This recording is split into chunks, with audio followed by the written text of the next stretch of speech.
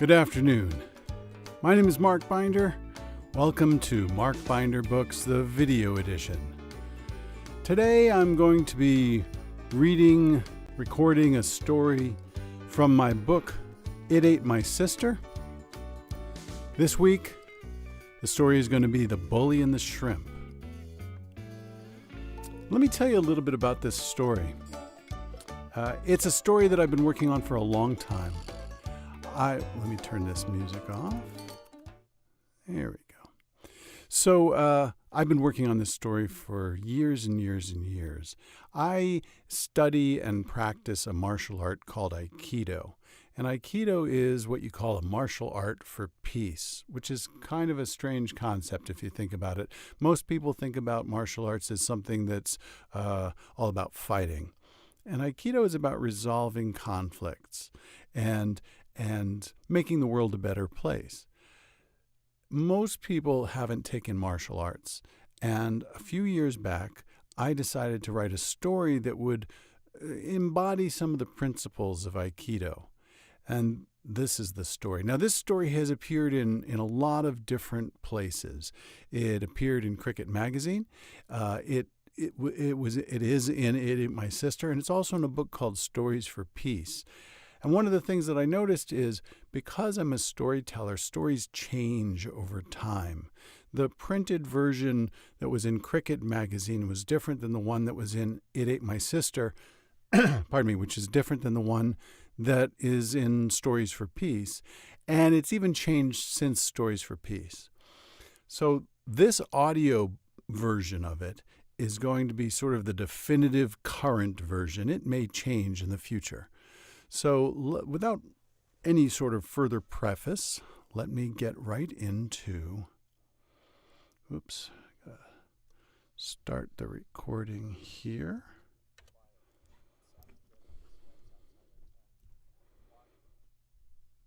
Whoops, that was wrong. This is what happens with technology. Undo that. Start this here. Record again. All right, here we go. Yep, and my iPad starts to fall. So now I'm using a little bit of a different setup today, trying something different with the words on the iPad instead of up on the monitor there. Here we go. The Bully and the Shrimp. When I was a kid, we had a bully in our school named Butch Mattingly. He was big and strong and smart. Somewhere along the line, he'd figured out that size was strength and strength was power. So he charged admission to the playground. If you wanted to play outside during recess, you had to pay him $0.25 a week. This was back in the days when a pack of bubble gum, a soda, or one play on a video game cost $0.25. It wasn't a lot of money, but it was enough to buy something. And it added up. One day, we figured out that if only 60% of the 300 or so kids in the school paid him, then Butch was making at least $45 a week, which was a lot of money even back then. And because Butch was smart, he never got caught. He had a system, nobody could figure it out, where he got rid of the change almost as soon as it came into his possession. Once, a brave kid had squealed to the principal.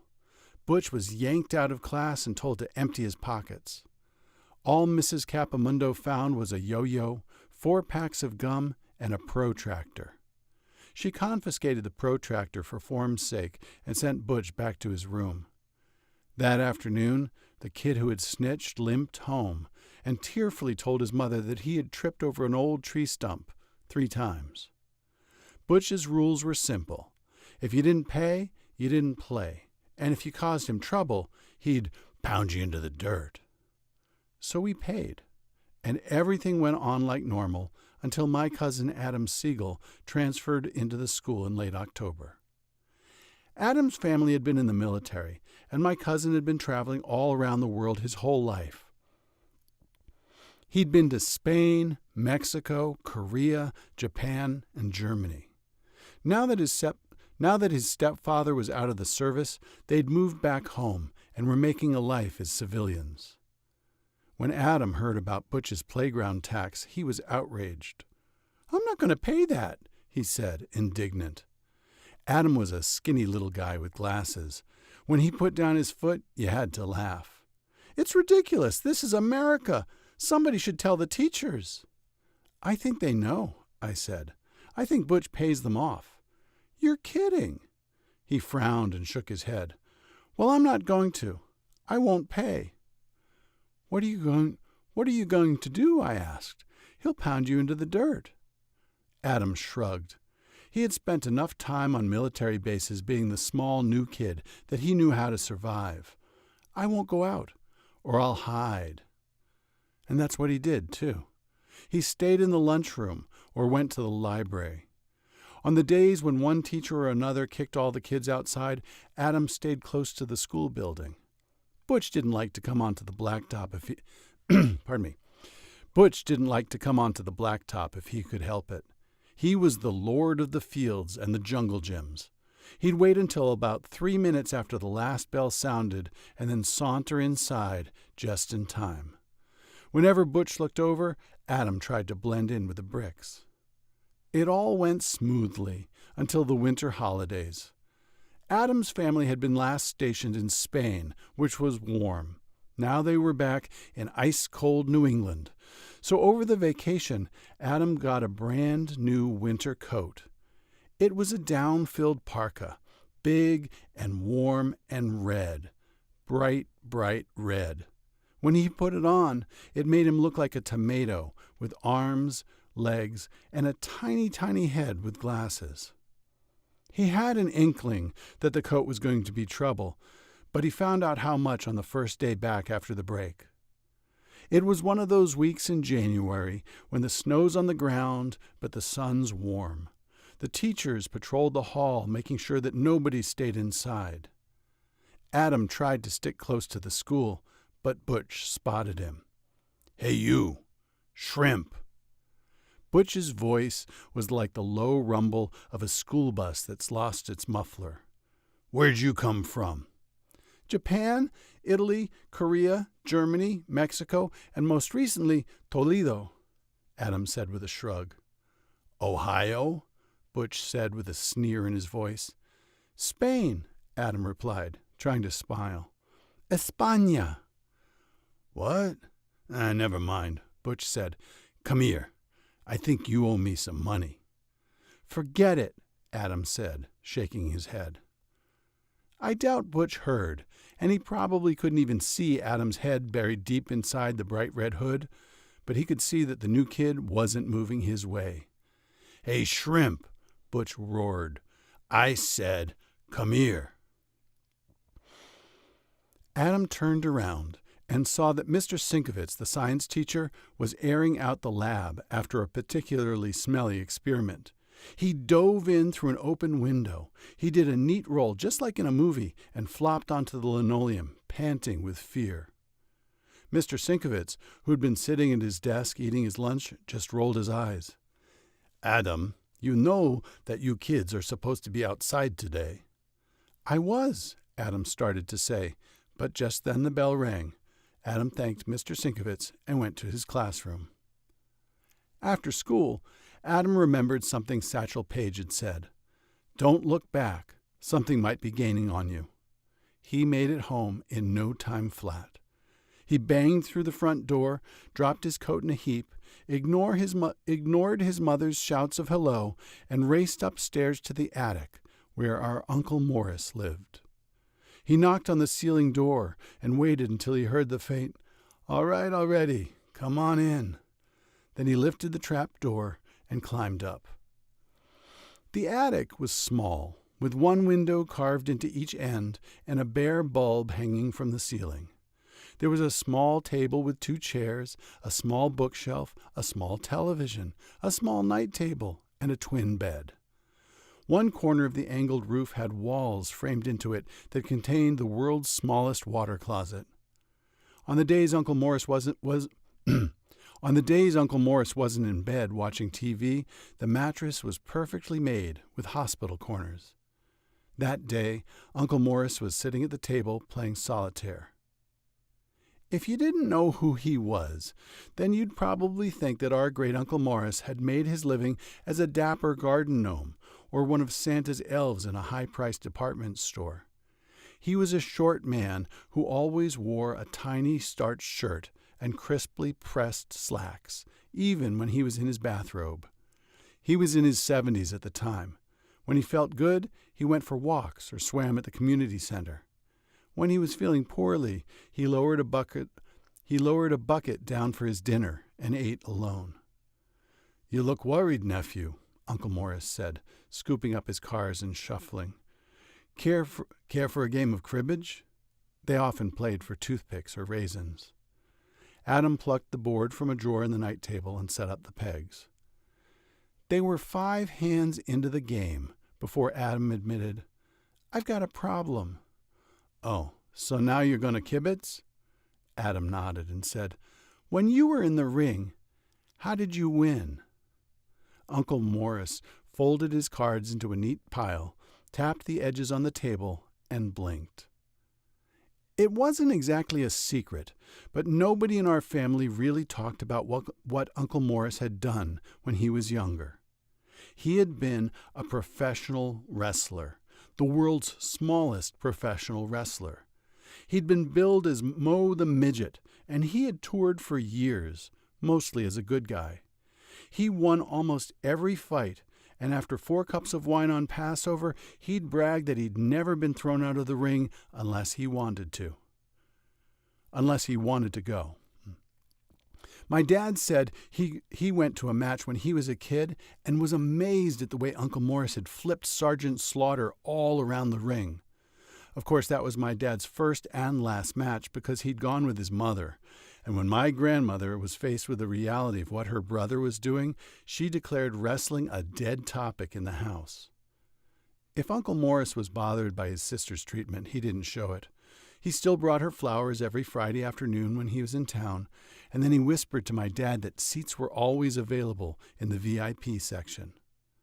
Mo the Midget had done all right on the road, until wrestling started to be televised, and the managers told him that his face was too ugly for the tube. He'd offered to wear a mask, but the answer was no. At the age of 47, he was done. For a while, he traveled around the world, spent most of his money, and came home at last, which was how he ended up living in my aunt's attic. Uncle Morris thoughtfully tapped his cards on the table. "Did something happen at school?" Adam shook his head. "Not yet, but Look, you won nearly every match you fought against guys who were 3 or 4 times your size. How did you do that?" "Well, nephew," Uncle Morris hesitated, "you know professional wrestling is fixed, don't you?" "What?" Adam felt his hope shatter. "No, I didn't know that." "Yeah," the old man nodded. "It's mostly showbiz. You can't fight 2,000 rounds a year for real. It would kill you. As it was brutal enough." "So you didn't really win?" Adam stared at his cards without looking. "It was always a setup?" "Well, no," Uncle Morris said with his deep New England accent. "I wouldn't go that far. I knew the moves. I had to. You see, when you're out on tour, there's always a new guy, some punk who wants to prove himself, and they're not willing to take a dive and look like an idiot against a little fella like me. Or some towns, they had these open matches when anybody from the audience could challenge anybody on the tour. That's when I had to know what I was doing. You bet." The old man had a faraway look and a smile on his wrinkled cheeks. After a moment, he spoke again. "You want to know the secret?" Adam nodded, not daring to say a word. "It's funny. Nobody else in the family ever asked. My sister, your grandmother, thought I was a beast. My father was just impressed that I sent him so much money at the end of every month. I think he was afraid I was stealing it. So I developed some principles," Uncle Morris continued. "Rules to handle situations like that. You want to hear them?" "Sure," Adam said, pretending that he didn't care, but knowing that his life probably depended on it. All right, Uncle Morris said. He held up his right thumb. Rule number 1, keep breathing. Duh, Adam laughed. Rule number 2, relax. Uncle Morris put out his index finger. Okay, Adam said skeptically. The third finger went out. Number 3, keep your distance. Get out of the way. Sure, Adam shrugged. Uncle Morris's thick ring finger went up. Number 4, if you can, have a secret weapon. Adam grinned. All right. Number 5, Uncle Morris's pinky opened. Show compassion. Show compassion, Adam said. What's that about? Try to get into the other guy's head, Uncle Morris said. Figure out what's going on. Why is he doing this? He looked at his fingers, counted them, silently running through the list again, nodded, and then closed his hand into a fist. That's it?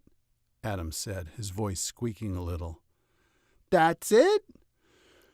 You know who you are, right? Adam nodded. I'm Adam. Right. That's important. As long as you know who you are and remember the rules, you'll be fine. It worked for me. Aren't you going to show me some wrestling moves like a reverse suplex or something? Nah, Uncle Morris said. Those things take time. If I was 10 years younger and you had a few years, I'd train you. As it is, you're better off with all theory and no technique than a little technique and no theory. Now, whose turn is it? I think it's your card. By the end of the evening, Adam was up 15 toothpicks, but still worried that he might not survive through to the weekend. The next day, he went to school praying for rain. It didn't. Butch spotted Adam in the lunchroom, pointed his fingers like a gun, and mouthed, I'm gonna get you, shrimp. Adam could barely eat his lunch. As far as I was concerned, it was amazing that Adam was ever able to eat his lunch. He always had the weirdest and most disgusting things in his lunchbox that you could possibly imagine. My aunt had learned to cook the gourmet cuisine of every country they'd been stationed in. She'd taken pride in seeking out the most unusual local dishes of the region. As a result, Adam ate everything from calamari to blood sausages to cabrito, which was a spicy goat's head stew. On this particular day, he'd packed a leftover sandwich of gorgonzola cheese and liverwurst on pardon me. I'm going to pause for a moment. Take a sip of water. Here we go. Okay. On this particular day, he'd packed a leftover sandwich of gorgonzola cheese and liverwurst on black bread with a slice of onion, a dollop of bright green wasabi horseradish, a splatter of picante sauce, and a slathering of incredibly foul-smelling Korean kimchi. And he'd washed it all down with a black cow, which is a revolting blend of whole milk and Coca-Cola. Adam was stalling, but the teachers kicked everybody outside. I don't know how he survived a meal like that, let alone shrugged on his tomato coat and shuffled out the cafeteria into the bright January sun. Butch was standing there, waiting for him. There was no adult supervision. All the teachers had some kind of an in-service training period, and Butch had stationed one of his cronies at the door to make sure the coast stayed clear. Hey, shrimp, come here, Butch bellowed, beckoning. I'm Adam, my cousin answered. You're still a shrimp, the bully rasped. You gonna pay your toll? Adam shook his head. What's that? Butch bellowed, edging closer. I said no. No, I'm not going to pay you. The crowd that had gathered gasped. I wanted to shout to Adam, stop being a fool and give the bully a quarter. But my cousin's mind was set. Everybody was watching. In just a little while, I'd have to scrape my cousin off the blacktop. You're not going to pay me, Butch shouted, playing to the crowd. Then I'm going to have to make a lesson out of you. I'm going to have to squeeze it out of you. And just then Butch grabbed Adam in a bear hug, and started to squeeze. Adam's eyes went wild with fear. He hadn't been paying attention. Butch had gotten close enough, and now his arms were closing fast. Adam struggled and squirmed and felt his eyeballs about to pop. So he shut them. And that's when he remembered Uncle Morris's words. Number 1, keep breathing. He squeezed in a breath. Okay, this is working so far. Number 2, relax. So he did. Adam went completely limp and slid right out of his down jacket. He dropped to the ground, rolled away, and left Butch standing there squeezing the life out of an empty coat. "What?" Butch sputtered. "Hey, where'd he go?" "I'm not paying," Adam said defiantly. He bounced back and forth on the tips of his toes as if he desperately needed to go to the bathroom. Butch looked at him like a wild animal. "I'm going to get you." Then he charged. "Rule number 3, Uncle Morris had said, keep your distance. Get out of the way." Adam turned around and ran. Butch stayed on his tail. Adam broke through the crowd and raced out onto the field, touching playground dirt for the first time in his career at our school. A cheer went up as Butch lumbered after him. They looped out around the field, through the empty soccer goalposts, and raced back toward the blacktop. Adam was still safely ahead, breathing hard, but not as hard as Butch. Butch sounded like he was going to die, panting and shouting, "I'm gonna get you, shrimp." If he hadn't gotten overconfident, Adam could have stayed away from Butch all afternoon. He was small and in shape. Butch was big and slow. Adam waved as he ran back into the circle of schoolchildren, pausing long enough to grab up his coat, and then he stopped dead. "Keep going," I yelled. "He's coming." Well, somebody's walking around upstairs. We're going to pause for a moment. Okay, here we go. "Keep going," I yelled. "He's coming." Adam shook his head. He had other plans. Butch pushed through the kids, nearly stumbled, and then stopped. He glared at Adam. Adam smiled back. He held his cape in front of him. He waved it. Somebody's clomping around up there. I don't know if you guys can hear this or not. I can hear it. They really don't understand the whole idea of a recording studio in the basement. Anyway, here we go. Where was I? "Keep going," I yelled. "He's coming." Adam shook his head. He had other plans. Butch pushed through the kids, nearly stumbled, and then stopped. He glared at Adam. Adam smiled back. He held his jacket in front of him. He waved it like a matador's cape. That's when I remembered that he'd been to Mexico.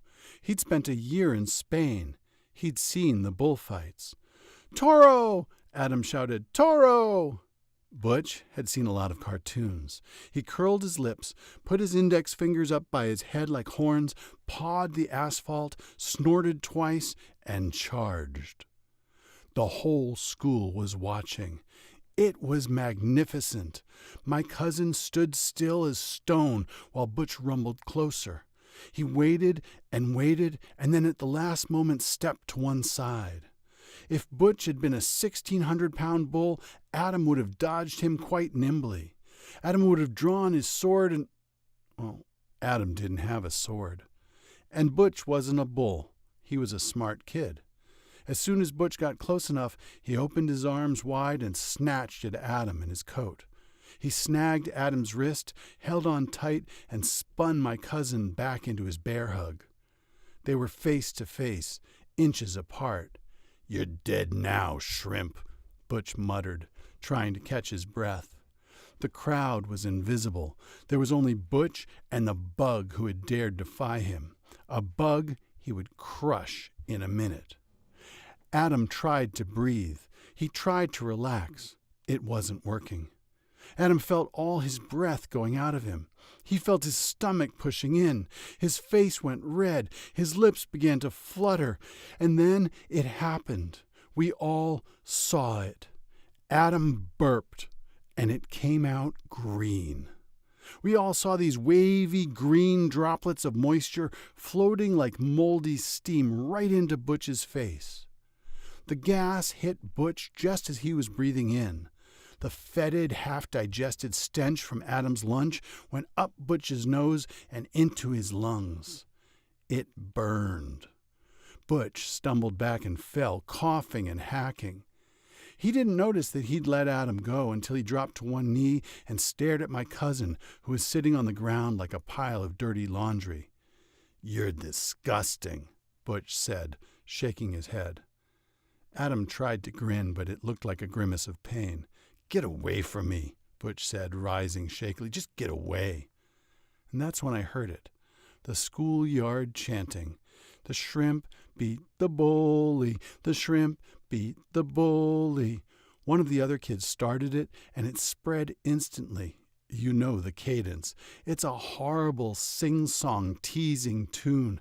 The shrimp beat the bully. "He did not," Butch said. "I let him go. I'm letting him go." We were all shouting it together now.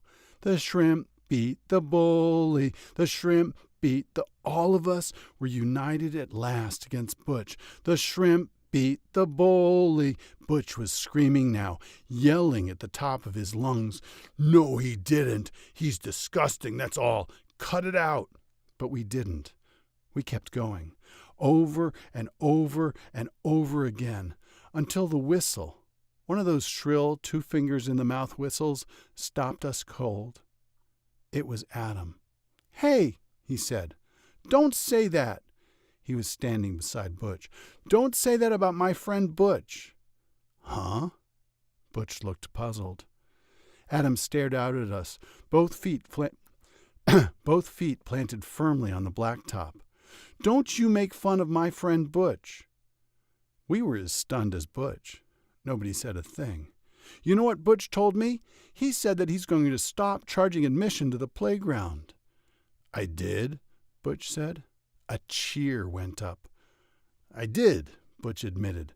"My friend Butch said he's not going to charge you any more." Another cheer. "In fact, he said he's going to give back all the money." Even more cheers. Adam," Butch mumbled. "I spent all the money." "Oh, okay, I got that part wrong," Adam said quickly. "Butch says he can't give the money back, but he's going to stop charging admission. Isn't that right, Butch, buddy?" "I guess so." "Yeah, okay." And then we all grew quiet. It was the strangest thing. We did. We looked at the two of them standing together, and even before the bell rang, everyone just started to wander off. Butch looked at Adam and stuck out his hand. Adam didn't shake. He just patted Butch on the shoulder, and the two of them walked inside.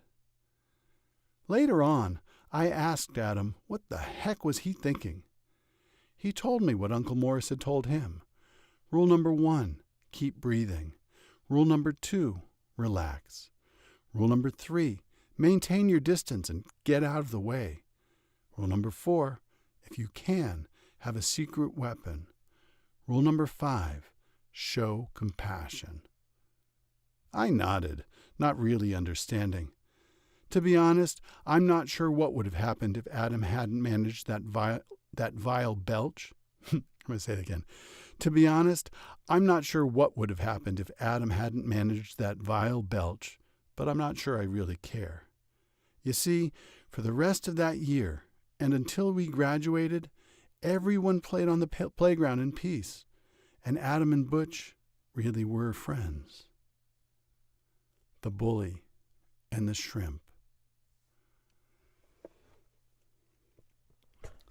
I want to thank you guys so very much for listening. A couple of announcements. First of all, if you want to read that story, it's available still through COVID, as long as COVID lasts. If you go to markbinder.com/intermission, and you'll see that you can download the book for free. It Ate My Sister.